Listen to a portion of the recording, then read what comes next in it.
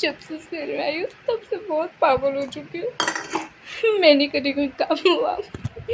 अरे मैम साहब क्या हो गया, क्यों रो रही है? वैसे भाभी जी आप इतना रो रही है जिसकी पूरा नदी हो जाए। अब बहू बिटिया क्यों रो रही है? बहुत आवाज आ रहा है तेरा है, इतना रोना है? और नहीं तो क्या मम्मी जी, इतना ही रोंगी ना और क्या पूरे घर में तमाशा बचा दूंगी क्या? और हाँ मम्मी जी, इसीलिए रो रही हूँ क्योंकि तुम्हारे बच्चा क्या क्या कर लिया मेरे बच्चे ने है। उसमें मत नाम डाल। और क्यों रो रही है जल्दी से बता दे। और बता बिट्टू क्या हो गया, जल्दी से बता दे। 1 साल हो गया तुम्हारा बच्चा किधर घुमाने नहीं ले गया मुझे। किधर पे नहीं घुमाने ले जाता। घर के घर बोर हो जा रही हूँ, काम करती रहूँ सिर्फ। मैं मशीन थोड़ी ना हूँ कि काम करती रहूँगी। और हाँ अपने मायके होती ना तो मेरे पापा लेके जाते मुझे, किधर किधर घुमाते और कुछ कुछ लाते, शॉपिंग करवाते। लेकिन ऐसा कुछ नहीं है तुम्हारे घर। आई तब से बस काम काम काम। किधर घूमने नहीं गए हम, बस एक दिन गए थे, वो भी वो स्विमिंग पूल। वहाँ भी पानी नहीं था उस दिन। कैसा बच्चा है आपका, पैसे नहीं रहते कि उस बच्चे के पास? अरे नहीं नहीं बेटिया, ऐसा कुछ नहीं है, पैसे तो बहुत रहते। और इतना काय को बोल रही है? हमारे साथ भी ऐसा हो चुका है बहुत बार, हम भी ये ज़िंदगी जी गए हैं। तुम्हारे ससुर जी कभी कहीं घुमाने ले गए, लेकिन ऐसी कंप्लेंट कभी ना की हमने आज बार, ना बाबा कभी नहीं की। तू तो ऐसी कंप्लेंट बता रही है जैसे कि तू अभी केस कर डालेंगे पुलिस में। और नहीं तो क्या मैम साहब, रोएंगी भाभी घुमाने नहीं ले जाए। शौक तो इतना है कि अपने मायके की आदत लग चुकी है ना। देख रही है इसे बुरी नजरों से, किसी को मार रही। बिमला चले जा यहाँ से, इधर मत मुंह दिखा। और हम बोल रहे तो हमारे बीच में कभी भी आ जाए जब टाइम मिले तब है। और हाँ मुझे मायके की आदत है, ऐसा लगेगा मस्त शादी करके जीऊंगी। लेकिन ये क्या, तुमने तो बहुत ही मेरे सर पे क्या देख रही है? सर पे बोल दिया तो ज़्यादा ही आ रहा है। मैं नहीं बताऊंगी सर्वर का। तो इतना ही है तो चले जाओ ना अपने मायके, यहाँ क्यों रुकी हो है? चली जाओ, अभी चली जाओ।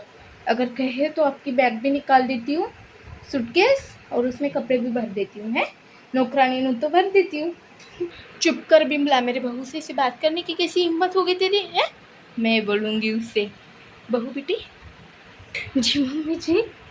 दिख बेटी, मर्द लोगों को क्या है पता है? मर्द लोगों को ऐसा समझता नहीं है। रिमोट कैसा रहता है, एक जगह बैठा रहता है बस। जब तक उसे कोई हिलाता नहीं तब तक वो उठा नहीं। वैसे ही हमका भी ऐसा ही है।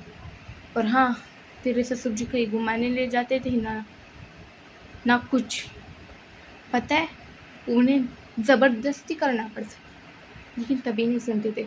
फिर एक दिन बोला, फिर क्या मम्मी जी, फिर उनको ज़्यादा ही बोलना पड़ता था। ऐसे एक दिन बोली चलो मंदिर पास में है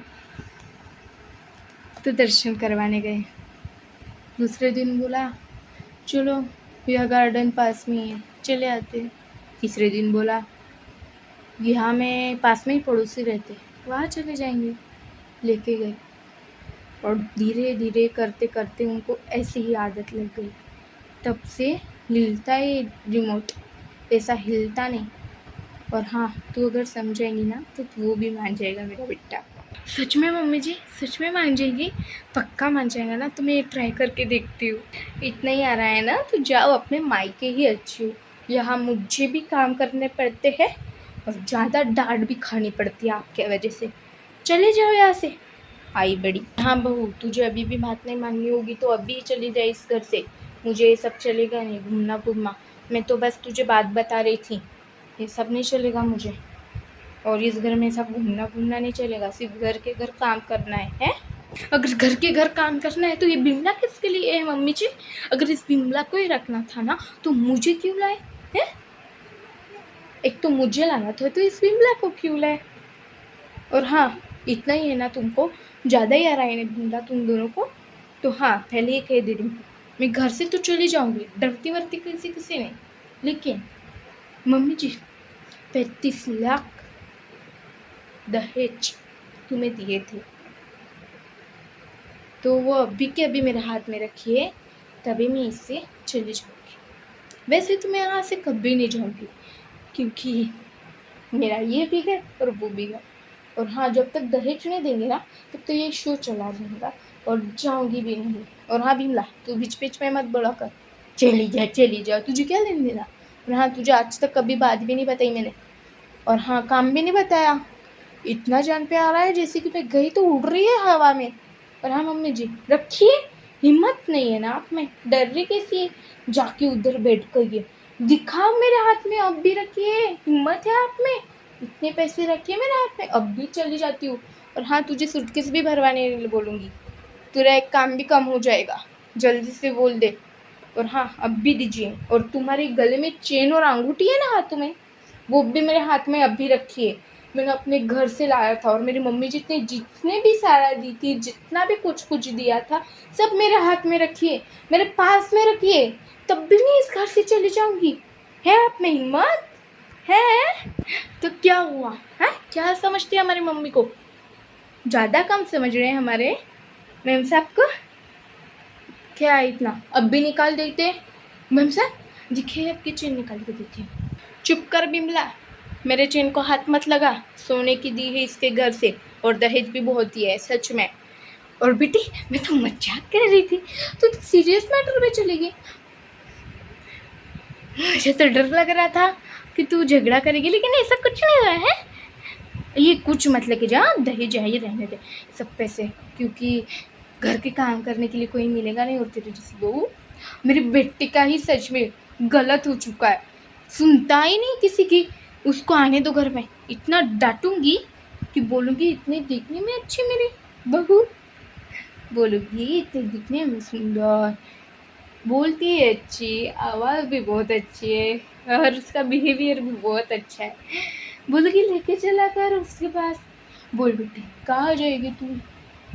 हम गार्डन जाएंगे, गार्डन के बाद कैफ़े जाएंगे, कैफ़े के बाद वाटर पार्क भी जाएंगे। इतनी सी बात अब भी बोलती हूँ उसे, रुक मैं फ़ोन लगाती हूँ। बेटे यहाँ नहीं लगता, मैं ढूंढ के आती हूँ, मेरा फ़ोन है। बिमला क्या देख रही है यहाँ खड़ी खड़ी हमारा शो? चल, बाथरूम में इतने कपड़े रखे हैं, वो धूप के आई बड़ी सास बीवी सी, ये बीवी अब आ गई ना लाइन में, दहेज मांग लिया तो शौक बढ़ गया। आई बड़ी